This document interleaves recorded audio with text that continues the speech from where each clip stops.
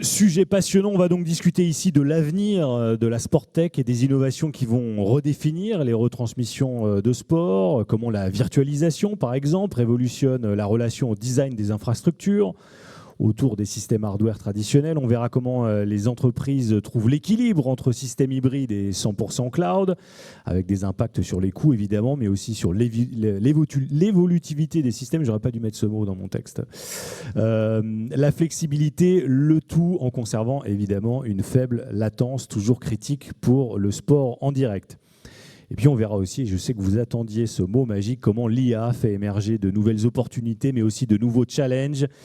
Et enfin, l'importance des standards, le 2110, mais aussi le projet de l'EBU, le DMF, là, je laisserai Nicolas vous en parler plus en détail. Mais peut-être pour commencer, pour vous trois, qu'est-ce qui vous occupe en ce moment, vous et vos entreprises? Quelles sont vos priorités du moment? Alors nous, déjà bonsoir tout le monde. De notre côté, on avait commencé un projet en 2019 d'évolution de nos plateformes, de réunification des plateformes. Donc en fait, on continue vers ça, vers un peu la deuxième version, l'évolution de nos technologies et notre plateforme hybride pour apporter toute la flexibilité du sport pour une production à travers toute l'Europe en 21 langues. Bonsoir à tous. Alors en ce qui concerne HBS, les principaux points de focus en ce moment, nous de notre côté, c'est plus lié à tout ce qui est la transformation, ou en tout cas la migration de la partie purement équipement hardware vers des solutions plus type code server et des plateformes un peu plus software. Voilà, c'est un petit peu ça, ce vers quoi on s'oriente en ce moment. Donc il y a des choses qui avancent, il y a des choses qui sont positives et d'autres moins, mais en tout cas c'est l'état actuel de notre investigation. Bonsoir. Nous, ce qui nous intéresse beaucoup, c'est de virtualiser beaucoup de choses, de mettre en place des clouds, mais des clouds privés. On a déjà mis ça en place pour la France, pour le foot, mais aussi on a mis ça en place pour les JO. Et l'idée, c'est vraiment de bénéficier en fait des avantages du cloud et de tout ce qui est lié à l'IP, et surtout d'avoir des systèmes qui sont contrôlables et prédictibles, en particulier pour tout ce qui est latence, puisque c'est vraiment aujourd'hui la chose principale. Alors justement, Nicolas, comment cette virtualisation a pour vous changé la façon dont on envisage aujourd'hui une infrastructure broadcast ? Alors sur la partie tuyauterie, ça n'a pas changé grand-chose, parce que ça fait déjà un moment que c'est comme ça. C'est plus la partie adaptation des équipements broadcast. Et là, on s'est mis de plus en plus à utiliser des switches, des serveurs, des choses comme ça, et quasiment plus aucun équipement dédié broadcast, enfin équipement traditionnel entre guillemets. Donc l'idée, c'est vraiment de passer complètement à des choses avec que du COTS, des serveurs, des switches. Il y a encore une petite adaptation qu'il y a à faire pour quand on reçoit des signaux vidéo, parce que clairement, c'est pas complètement fini, mais de plus en plus, les cartes régie et les caméras peuvent livrer des signaux en optique, et donc on peut s'interfacer directement avec nos équipements directement sur les switches. Donc c'est vraiment en cours d'évolution, et ça change assez vite. Alors Étienne, vous l'avez évoqué rapidement. Quels sont justement les avantages et les challenges que vous avez constatés au moment d'abandonner petit à petit les systèmes traditionnels basés sur du hardware ? Alors chronologiquement, ça a commencé plus par des challenges que des avantages, évidemment, parce que évidemment l'intégration des systèmes IP 2110, nous on a travaillé dessus depuis avant la dernière Coupe du Monde, mais la vraie production à une échelle assez importante, ça a été sur la dernière Coupe du Monde au Qatar. Évidemment, tout n'était pas encore frais, j'ai envie de dire. l'interconnexion de différents réseaux, etc. Ça a été quelque chose de assez complexe à mettre en place. Mais en tout cas, ce qu'on a observé, c'est qu'avec l'avènement des plateformes, donc plus voilà, type code serveur et des softwares, c'est sûr on gagne en flexibilité et en dimensionnement, parce que d'un jour à l'autre, on peut changer nos canaux de processing de JPEG XS pour de la compression sur de la contribution à des canaux de conversion HDR vers SDR, ce genre d'application. Donc pour nous, effectivement, c'est très intéressant. On a affaire à des projets de différentes échelles, évidemment la Coupe du Monde étant le plus gros dont on est affaire, mais du coup ça nous permet de passer d'une Coupe du Monde à un événement plus petit où on a moins besoin de ressources, de réutiliser les mêmes types d'équipements, mais à une échelle beaucoup plus réduite. Et aussi, du coup, la partie CAPEX et OPEX, pour nous, a un impact, parce que maintenant, ces plateformes software permettent de fonctionner avec des crédits plutôt que d'acheter du hardware qui va dormir sur des étagères pendant 6 mois. On va acheter des crédits pour faire fonctionner des canaux de conversion pendant 2 mois, et puis après, on n'en a plus besoin pendant 6-8 mois. Donc, on bénéficie de ça aussi. Emmanuel, beaucoup choisissent désormais une approche hybride plutôt qu'une approche 100% cloud. Comment justement on fait ces arbitrages-là ? Alors, il y a 2 questions. La première, par rapport à l'approche hybride, va être plutôt technique. On ne peut pas aujourd'hui, nous, sur le sport, mettre l'entièreté de notre plateforme sur le cloud. On a encore des petits problèmes de performance sur les systèmes, mais par exemple autour de la post-production aussi, on a eu assez régulièrement des problèmes de disponibilité de GPU par exemple, et du coup vient la problématique du coût. C'est on ne va pas sur le cloud pour être sur une utilisation à longueur de temps. Pour certains équipements. Si on décide pour la post-production de faire de la post-production 7/7, 24/24, je dirais l'investissement sur du matériel plus classique a beaucoup plus d'intérêt. Et pour la notion par exemple de problématique de GPU, ça nous demande très souvent d'aller réserver en avance les équipements pour s'assurer que tout va être disponible. Du coup, ça augmente les coûts, et sur des productions comme on peut avoir chez nous, on a quand même, effectivement, on a des gros événements tels les Jeux Olympiques où on parlait du tennis et de Roland-Garros, mais au final, on s'est retrouvé dans un mode très rapidement de sport régulier toute l'année. Donc voilà, il y a toujours une recherche d'équilibre entre les besoins techniques pour la flexibilité, la disponibilité, mais aussi s'assurer que les coûts ne vont pas être dépassés sur des offres complètement dans le cloud. Ouais, alors justement, la maîtrise des coûts, c'est évidemment un sujet qui n'est pas nouveau pour tout le monde.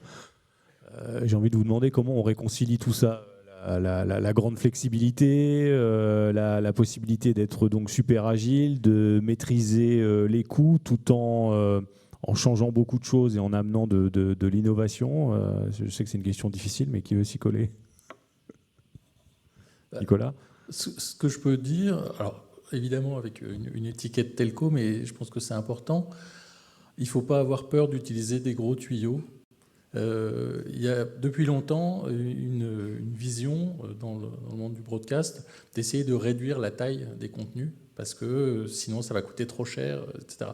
En fait, on s'aperçoit, et plus on le fait, plus ça devient évident, que c'est beaucoup plus simple de travailler avec des gros tuyaux à 100 gigabits ou 400 gigabits. Ça va beaucoup plus vite et on a beaucoup moins de problèmes. Et surtout, ça permet de transporter en fait l'ensemble des datas qu'on a à transporter. Donc il y a une grosse partie qui est tout ce qui est vidéo, etc., donc avec un certain nombre de contraintes. Mais si on sait transporter et déplacer des très gros contenus, on peut aussi déplacer de plus petits contenus. Et ça permet d'avoir en fait des réseaux qui sont complètement unifiés. C'est pour ça que je parle de cloud privé. C'est vraiment avoir un seul réseau très, très bien dimensionné et qui permet d'avoir en fait des échanges extrêmement rapides et de plus poser de questions, ni de compression, ni de congestion, ni de latence variable. Et donc ça permet vraiment, donc c'est un investissement d'une certaine manière, mais d'un point de vue télécom, c'est en fait plus simple à faire, plus facile à réaliser. Donc je dirais que, enfin, il faut essayer de réfléchir en fonction de ce qu'on veut faire et pas en fonction de ce qui est disponible ou pas disponible. Enfin, c'est ma vision des choses. Je vais aussi intervenir. Je suis d'accord avec ce que dit Nico dans l'absolu. Après, c'est sûr qu'en termes d'un point de vue telco, c'est intéressant d'utiliser des gros tuyaux. Maintenant, d'un point de vue budgétaire et production, c'est pas la même chose d'utiliser 400 gigas de contribution ou 10 gigas. Maintenant, quand on a 400 gigas, bah, c'est super confortable. Nous, du coup, évidemment, on a affaire à ce genre de discussion et de choix. Ce qu'on voit aussi depuis plusieurs éditions d'événements, c'est que la remote production, quand même, aussi permet une meilleure gestion potentielle des coûts. En tout cas, dans notre cas de figure, pour donner un peu de contexte, quand on décide, nous, sur une Coupe du Monde de foot pour la FIFA, de faire certaines parties de la production remote, ou en tout cas centralisée dans un événement unique, ça nous permet d'une part de réduire un petit peu sur les équipements, mais aussi principalement sur les équipes, parce que quand on doit déployer des équipes sur X stades ou quelques-unes dans un endroit centralisé, évidemment là-dessus on a quand même des coûts significatifs qui sont réduits. Et à l'inverse, ça je parle pour mes collègues de la production, j'ai envie de dire, mais du coup ça permet une plus grande homogénéité de la production des livrables, quoi. Voilà. Alors de notre côté aussi, je voudrais un peu appuyer la notion de cloud. Il y a le cloud privé, le cloud public. Du coup, dans notre partie, on a créé aussi des data centers, donc on peut considérer que c'est une forme de cloud de notre côté. C'est la capacité, nous, en chaîne de télé, de pouvoir à la fois travailler dans des environnements différents, mais de pouvoir gérer à la fois des productions extérieures et des productions en interne dans nos propres studios, avec derrière garder les mêmes équipements. Donc c'est cette flexibilité aussi que nous apportent ces data centers aujourd'hui, c'est de pouvoir travailler depuis n'importe où. On n'a plus besoin aussi de créer de disaster recovery qui sont utilisés une fois à l'année ou voire une fois tous les 2 ans, donc personne ne sait se servir. Cette possibilité aujourd'hui de tourner autour des bâtiments techniques, mais autour des bâtiments de production, nous offre aussi une plus grande flexibilité. Nicolas, c'est quelque chose que vous aviez évoqué en préparation de ce panel, l'importance du cloud privé. Hein. Et justement, une chose qui est importante et qu'il faut bien garder en tête, c'est qu'on n'a pas forcément l'obligation de déplacer les contenus. C'est-à-dire qu'une fois qu'on a ces systèmes, les contenus ils sont centralisés, alors pas forcément physiquement, mais en tout cas ils sont centralisés et ils sont accessibles par l'ensemble des acteurs. Et ça, c'est aussi ce qui fait la différence. C'est-à-dire que le fait d'avoir des réseaux assez puissants, assez rapides et des gros tuyaux, mais j'insiste pas là-dessus, c'est juste pour dire que ça facilite ces choses-là. Et donc, n'importe quel utilisateur peut avoir accès à ces contenus depuis n'importe où. La notion de distance disparaît quasiment. N'importe quoi est disponible n'importe où et n'importe quand. Et ça, c'est vraiment la plus grosse différence. C'est-à-dire que pendant longtemps, on a déplacé des disques durs. Enfin, on a fait un certain nombre de... Alors, avant, c'était des cassettes. Mais j'ai connu. Mais voilà, aujourd'hui, le fait de mettre ces contenus dans des clouds, ça permet qu'ils soient accédés par n'importe qui, sans avoir à réfléchir à combien de temps ça prend, etc. Et ça, c'est vraiment, pour moi, la plus grosse différence, parce que ça permet de faire énormément de productions différentes avec la même base de contenu, et sans que ça prenne de temps. Donc on peut en simultané produire X contenus, X signaux vraiment spécifiques, et ça ouvre des portes énormes. On va maintenant parler un peu d'IA. On en parle beaucoup de l'IA dans toutes les conférences. Je crois que j'en ai pas fait une cette année où c'était pas le sujet de prédilection. Mais pour vous, dans la réalité du sujet de la production de sport en direct, à quel point pour vous c'est un sujet quels sont les challenges et les opportunités que vous y voyez? Une des choses, c'est exactement ce dont je viens de parler, c'est la possibilité de fabriquer une multitude de contenus. Et l'IA, pour ça, est très bien, parce que je ne parle pas des grosses IA, des LLM et des choses comme ça, mais vraiment des IA très spécialisées. On peut leur apprendre à faire des choses assez simples et à faire des variantes de contenu, des variantes spécifiques pour les mobiles, des variantes verticales, carrées, enfin tout ce qu'on veut. Et ça, c'est vraiment un gros apport, parce que ça permet, avec des équipes pas trop grandes, de faire un nombre de productions très, très important et donc de servir énormément de publics différents. Alors de notre côté, il y a bien sûr tout ce qu'on peut voir aujourd'hui sur les forums, dans toutes les présentations autour de plus de la production. Pour les derniers JO, nous on s'est appuyé plus sur la partie ingénierie. Au vu de la complexité de notre plateforme, on avait très régulièrement des problématiques lors des incidents, ou pour prévenir des incidents, d'aller chercher dans tous les logs de toute la Terre pour savoir d'où venait le problème. Et on a travaillé pendant à peu près 6 mois, un peu plus 6 mois, avec une société pour nous aider à analyser les différents logs de différents systèmes et pouvoir prévenir en amont quand une problématique arrive sur un des composants autour de la Terre, que ce soit au niveau réseau, que ce soit quel que soit au niveau de l'infrastructure. Et effectivement, durant les Jeux Olympiques, on a pu prévenir un incident. On a commencé à voir un composant qui commençait à aller mal. Hop, on l'a isolé, on l'a redémarré. Donc c'est aussi un des avantages aujourd'hui, c'est pouvoir prévenir des incidents. Oui, je suis assez d'accord. Je rebondis aussi sur ce que tu dis. En tout cas, nous, d'un point de vue purement ingénierie, c'est effectivement un petit peu plus l'axe de recherche qu'on a en ce moment.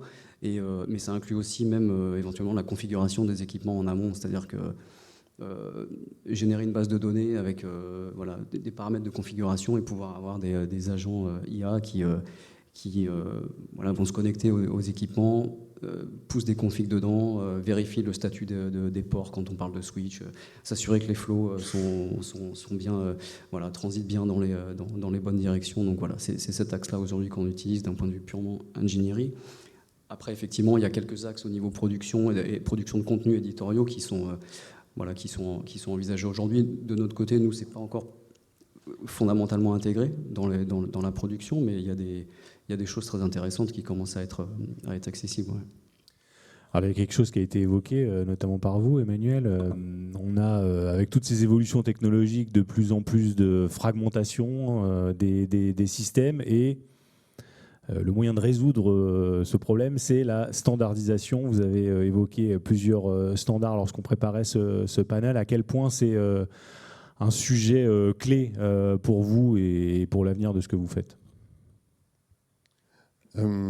Alors moi, j'ai commencé à rentrer en discussion, enfin Warner Bros a commencé à rentrer en discussion sur le sujet du TAMS, une initiative anglaise. On travaille beaucoup avec les Anglais, on s'entend tous très très bien. Et donc on a commencé à regarder ce qui a été travaillé par la BBC notamment, et Amazon et autres partenaires. Qu'est-ce que ça pouvait nous apporter? Et en fait, donc le TAMS, pas forcément très connu encore aujourd'hui, permet justement cet échange de fichiers entre différents opérateurs, mais grâce à la partie Object Store, en fait, ça va diviser le fichier vraiment en micro-morceaux et on va pouvoir récupérer uniquement ce qu'on veut. On va s'économiser des tonnes de transferts qu'on peut faire aujourd'hui entre les différentes sociétés. Et donc ça, c'est une évolution qui est assez pertinente pour beaucoup d'acteurs, à la fois du sport et des news. Mais ça peut se décliner aussi en plusieurs solutions, nous aussi en interne. Par exemple, on est sur une société qui est quand même assez grosse, où on peut avoir parfois différentes façons de travailler entre les États-Unis et nous sur l'Europe. Et on se dit, les besoins, par exemple, d'un MAM vont être différents, mais on a besoin de travailler ensemble. Grâce au protocole TAMS, en fait, on va pouvoir échanger notre contenu de manière beaucoup plus fluide. Donc aujourd'hui, on doit un peu aussi pousser les vendeurs dans cette direction, puisqu'il y avait déjà eu différents vendeurs qui ont travaillé sur leur protocole, mais personne n'avait encore travaillé sur un protocole d'échange. Et ça, c'est voilà un grand intérêt aujourd'hui. Et on pense que ce protocole TAMS va être sans doute adopté assez rapidement dans les prochaines années, parce que ça commence vraiment à être mature. Nicolas, en préparation, vous évoquiez l'initiative de l'EBU, le Dynamic Media Facility. Est-ce que vous pouvez nous en dire un peu plus ? L'idée, c'est vraiment d'avoir des systèmes qui qui évoluent facilement et qui soient facilement utilisables par tous les différents utilisateurs et qui puissent grandir quand il y a besoin que ça grandisse, qui puissent être de taille plus réduite quand il y a moins de besoins. Donc c'est vraiment cette idée d'avoir une flexibilité maximale pour pouvoir utiliser les équipements au mieux. Et puis, puisqu'on parlait de standardisation, il y a un domaine qui est particulièrement intéressant, je pense, c'est tout ce qui est lié au temps.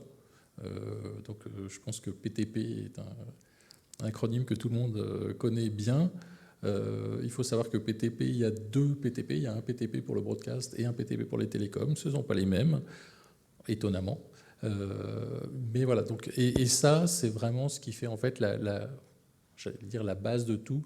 Le fait de pouvoir cloquer des systèmes de cette façon-là, c'est vraiment extraordinairement important.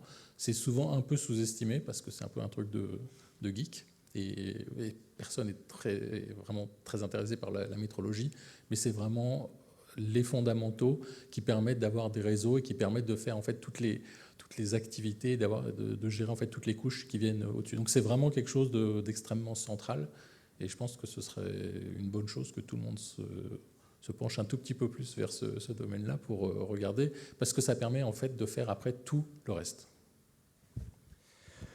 Il nous reste 3 minutes, on va finir sur l'avenir. On a évoqué beaucoup de sujets. Comment, pour vous, tout cela va s'orchestrer ? Quelles vont être les technologies clés dans les années qui viennent pour vos activités ?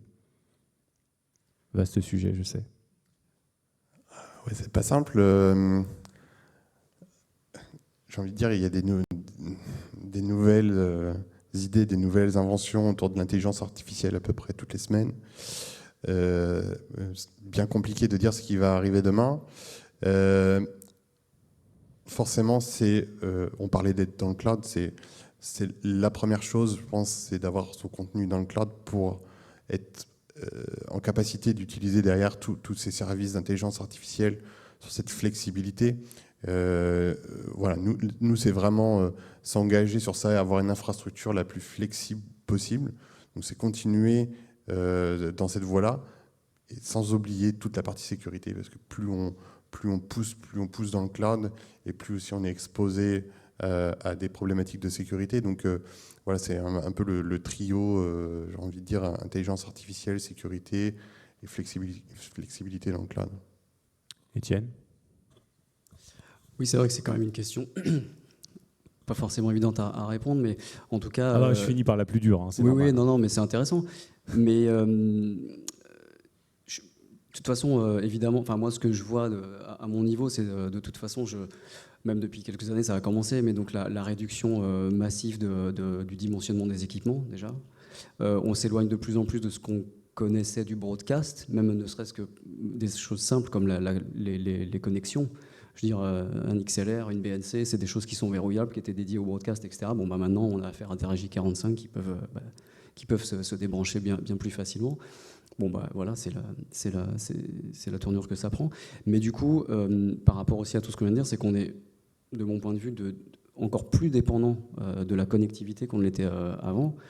Parce que du coup, effectivement, toutes ces, le cloud, la virtualisation et la mise à disposition des contenus dématérialisés, j'ai envie de dire, forcément, le jour où on n'a plus de connectivité, on n'a plus rien. Donc voilà, il va falloir jongler avec ça et trouver les bonnes... Alors après, la connectivité est de plus en plus fiable, soyons aussi honnêtes, mais voilà, ça joue. Donc je pense que voilà, il va falloir... Le mot de la fin, Nicolas. Moi, ce qui me fascine, entre guillemets, c'est qu'on se rapproche de plus en plus de la possibilité de générer des contenus. Donc en fait, de passer à un stade où on capte avec des caméras, des choses comme ça, des images, et c'est ça qu'on distribue. a la possibilité en fait de rassembler toutes les datas, alors que ce soit des datas qui viennent d'une caméra ou de n'importe quel type de capteur, pour pouvoir arriver, en particulier grâce à des IA, à générer des contenus, donc à fabriquer des contenus qui n'existent pas. Donc on avait ça depuis un moment avec les caméras virtuelles, mais on est en train d'avancer de plus en plus vers ça. Et ça ouvre, même chose, des univers absolument incroyables, de pouvoir vraiment, enfin, arriver à faire les images qu'on a envie de faire, et pas les images qu'on reçoit et qu'on est obligé d'utiliser. Donc je pense que ça, c'est vraiment quelque chose, un progrès incroyable. Et surtout, ça permettra de donner le choix aux utilisateurs, ce qui, pour moi en tant qu'utilisateur, ça me paraît être un truc vraiment incroyable. On est déjà impatient d'y être, du coup. Merci beaucoup, messieurs. Vous pouvez les applaudir, hein, soyez pas timides.